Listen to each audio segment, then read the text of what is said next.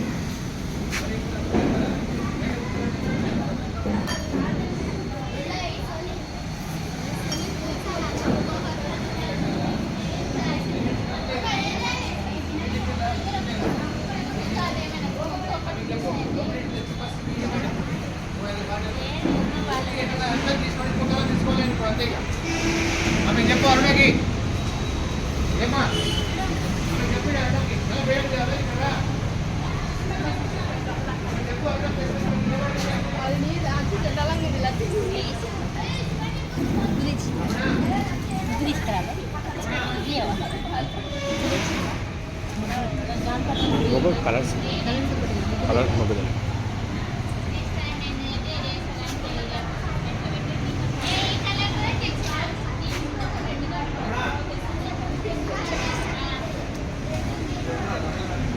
రండి.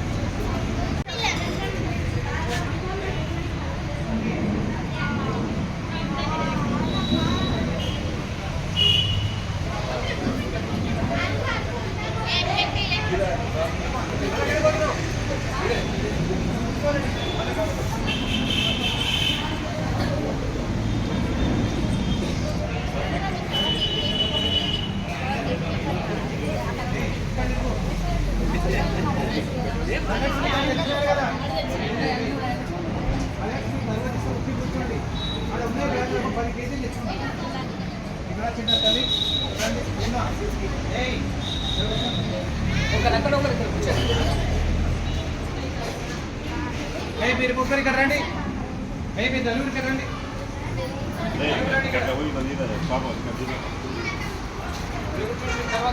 తర్వాత తెచ్చుకోండి.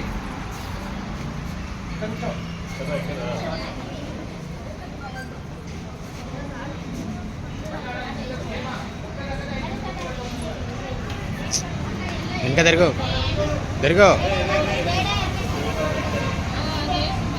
ఆడ నిలవడండి. ఓకే, ఆడ వేసిన కాడ నిలవ కూర్చోండి.